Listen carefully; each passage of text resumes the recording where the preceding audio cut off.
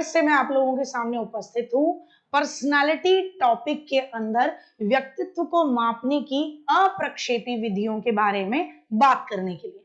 प्रक्षेपी विधि वो जिनमें किसी व्यक्ति के मन में क्या चल रहा है, वो अचेतन की चीजों को हम निकालते हैं, उसकी वीडियो मैं पहले भी बना चुकी हूँ। अप्रक्षेपी विधियां यानी जिसमें हमारे सामने हम बातचीत कर रहे हैं, सामने वाला बता रहा है कि उसकी पर्सनालिटी कैसी है, बातचीत से पता लग रहा है, या हम उससे क्वेश्चन आंसर पूछ रहे हैं, उनके जवाब दे रहा है, या उसकी केस स्टडी हम लोग पता लगा रहे हैं, या वो खुद से कोई आत्मकथा लिख रहा है जिससे हमें पता लग रहा है कि वो कैसा व्यक्ति है।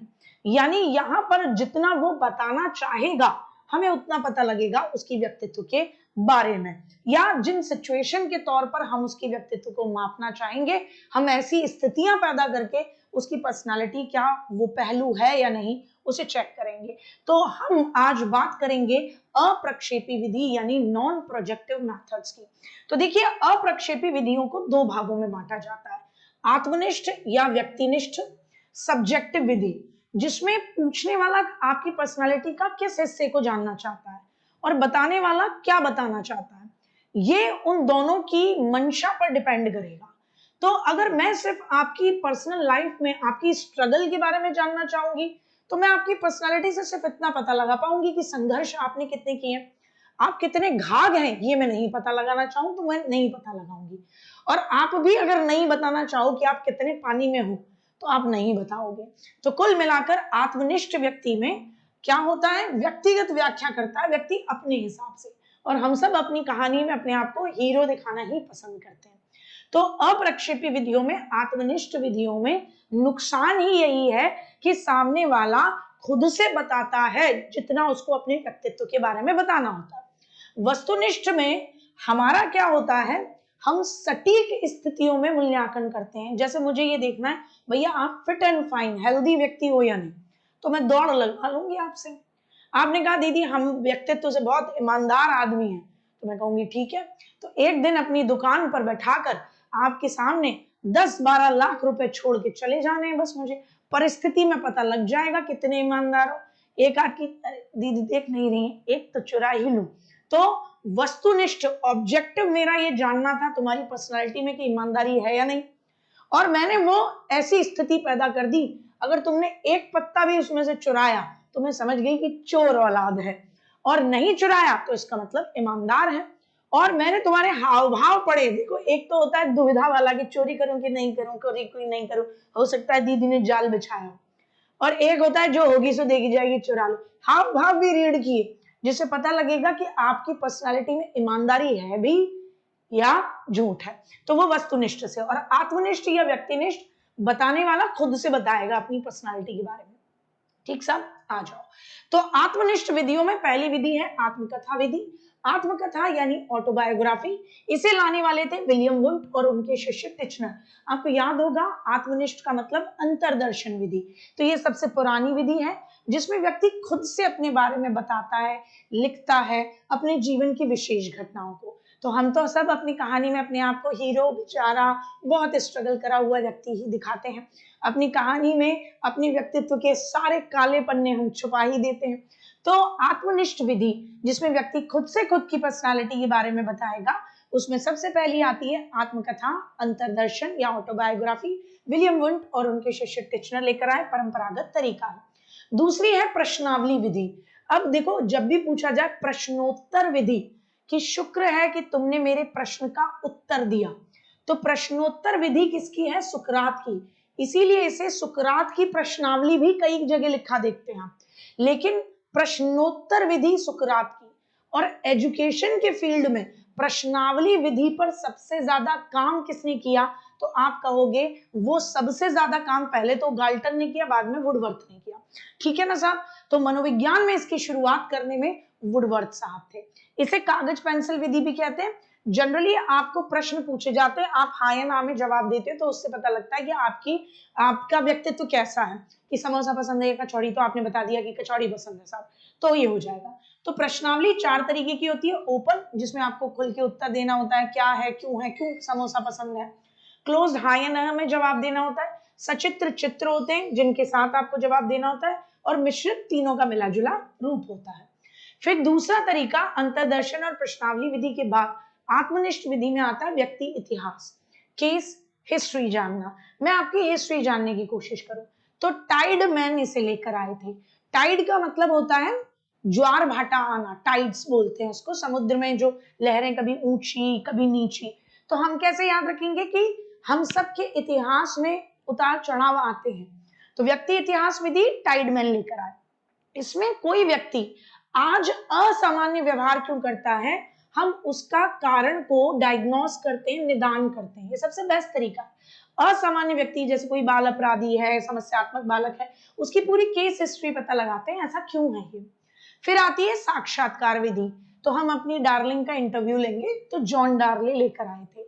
साक्षात्कार में आमने सामने बैठकर क्वेश्चन पूछे जाते हैं।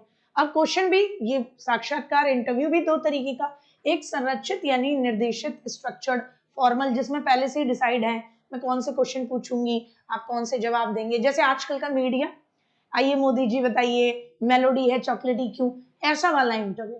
असंरचित या अनिर्देशित कुछ भी पूछ सकती हूँ मैं आपको, और आप जब जवाब दे रहे हो तो मैं आपके जवाबों के साथ साथ आपके फेस के एक्सप्रेशन भी चेक कर रही हूँ कि ये व्यक्ति कैसा है। और तीसरी इलिसिटिक, समाहारक, दोनों में से जो भी अच्छा लगे मिला जुला मिलाकर, कभी कुछ पहले से डिसाइडेड क्वेश्चन पूछ लिया, फिर बीच में कुछ ऐसा क्वेश्चन पूछ लिया।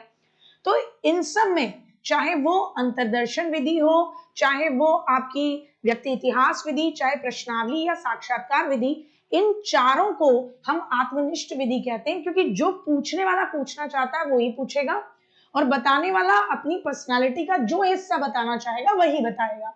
ठीक साहब, यहां तक क्लियर गुड्डा। फिर आता है, अब हम प्रश्नावलियों में कुछ प्रश्नावली यूपीटेट में पिछली बार भी पूछी थी, उनकी फुल फॉर्म आती है, बस इतना याद करना है कौन सी की फुल फॉर्म क्या है। तो उनमें एक प्रश्नावली में हम देखते हैं मांडस्ले व्यक्तित्व प्रश्नावली, एमपीआई इसकी फुल फॉर्म है।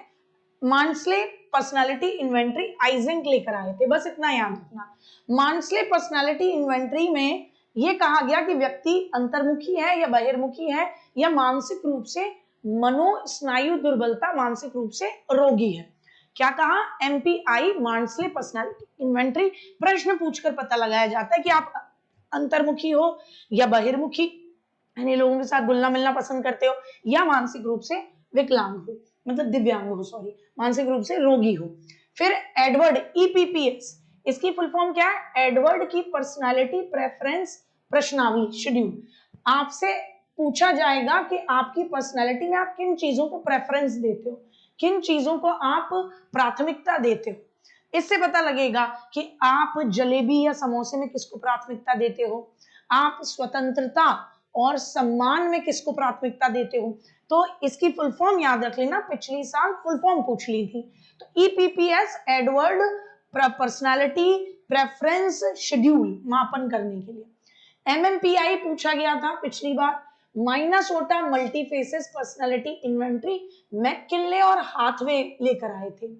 मैककिनले और हाथवे लेकर आए थे माइनेसोटा मल्टीफेसेस पर्सनालिटी इन्वेंटरी। इन्वेंटरी का मतलब होता है प्रश्नावली, कि प्रश्न पूछे जाएंगे, आप जवाब दोगे और उससे हम आपकी पर्सनालिटी को पता लगाएंगे। तो एमपीआई मांडस्ले पर्सनालिटी इन्वेंटरी, मांडस्ले की पर्सनालिटी जो आइजेंक लेके आए थे, उसमें क्वेश्चन पूछे जाते हैं, है ना, प्रश्नावली। एमएमपीआई माइनेसोटा मल्टीफेसेस पर्सनालिटी इन्वेंटरी, जिसमें आपसे हाथवे और मैककिनले लेकर आए थे, क्वेश्चन पूछते हैं, हाँ या ना में जवाब देना। ईपीपीएस एडवर्ड पर्सनालिटी प्रेफरेंस शेड्यूल, ठीक सा। फिर इसी तरीके से बेल साहब लेकर आए थे, बेल साहब भी लेकर आए थे, समायोजन कर पा रहा है कोई व्यक्ति किसी कंपनी में या नहीं, तो समायोजन कर पा रहा है या नहीं, इसकी इन्वेंटरी, आविष्कारिका या प्रश्नावली, तीनों शब्द एक ही, इन्वेंटरी कह लो, आविष्कारिका कह लो, प्रश्नावली। प्रश्नावली का मतलब आपसे प्रश्न पूछा, जैसे अभी जनगणना हो रही है तो आपसे प्रश्न पूछा जाए आपके घर में कितने बच्चे हैं, आप कह रहे हो आप शादीशुदा है या नहीं, हाँ या ना में जवाब दे रहे हो, ये प्रश्नावली है। इन्वेंटरी जान पाते हैं ना इससे हम कि क्यों ये व्यक्ति कैसा है, ठीक साहब। तो प्रश्नावली विधियां आत्मनिष्ठ विधि का हिस्सा होती हैं, कि जितना आप बताना चाहोगे वो आप बताओगे अपनी प्रश्नावली में, और जो मैं पूछना चाहूंगी वैसे ही मैं क्वेश्चन पूछूंगी आपसे। फिर आती है ऑब्जेक्टिव विधियां, यानी कि वस्तुनिष्ठ विधियां, यानी एक सटीक मेरा एम होगा, उद्देश्य होगा, जिसे मैं मापूंगी आपकी पर्सनालिटी में। जैसे मुझे देखना है कि आप कितने एक्टिव हो पुलिस की जॉब में भर्ती होने के लिए, आपने कहा हम जान दे देंगे, हम चोरों को पकड़ पकड़ के मारेंगे। मैंने कहा ठीक बेटा जी। तो फिर मैंने आपसे सिंपली कहा कि दौड़ लगा दो, 1 मिनट में कितनी लगाते हो। तुम एकदम लाला जी की तरह फैल गए वहां पे। तो मुझे पता लग गया ये चोर के पीछे नहीं, चोर इसके पीछे भागेगा भाई साहब, चोर इसको लठा देगा, ये नहीं पुलिस वाला बन सकता। तो ये मेरा आपकी पर्सनैलिटी में जो मेरा ऑब्जेक्टिव उद्देश्य था उसको मैंने मापने के लिए वो टेस्ट लिया। तो उनमें से एक विधि आती है समाज विधि या सोशियोमेट्री विधि, जिसे वो लेकर आए थे जेएल मोरेनो। इसी के माध्यम से हमारे नाना जी ने हमारे पापा जी खोजे थे कि इस समाज में आपके पापा जी के घर की प्रतिष्ठा, इज्जत, मान सम्मान कितना है। तो समाज मिति विधि से हम पता लगाते हैं किसी व्यक्ति की समाज में हैसियत कितनी है। कौन लेकर आए? JL Moreno. दूसरी निरीक्षण या अवलोकन विधि, ऑब्जर्व करते हैं। कौन लेकर आए? वॉटसन। आपके व्यवहार को मैं साफ देखकर ऑब्जर्व करूंगी, फिर पता लगाऊंगी आपकी पर्सनैलिटी में कैसा है। आपने कहा जी मैं तो बहुत सज्जन बच्चा हूं।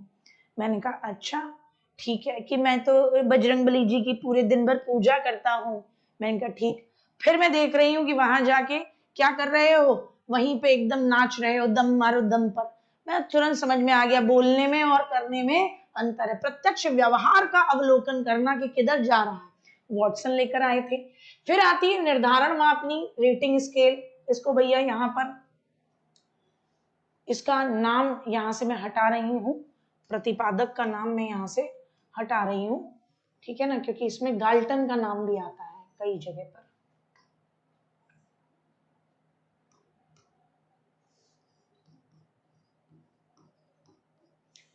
फिर आती है निर्धारण मापनी, रेटिंग स्केल। जैसे स्विगी जोमेटो ऐप हम इस्तेमाल करते हैं तो वो बोलते हैं मैम डिलीवरी कैसी थी, ठीक थी, है ना, आप ऐप पर क्या कर दीजिएगा, रेटिंग दे दीजिएगा। तो इसको गाल्टन साहब भी इससे जुड़े हुए हैं।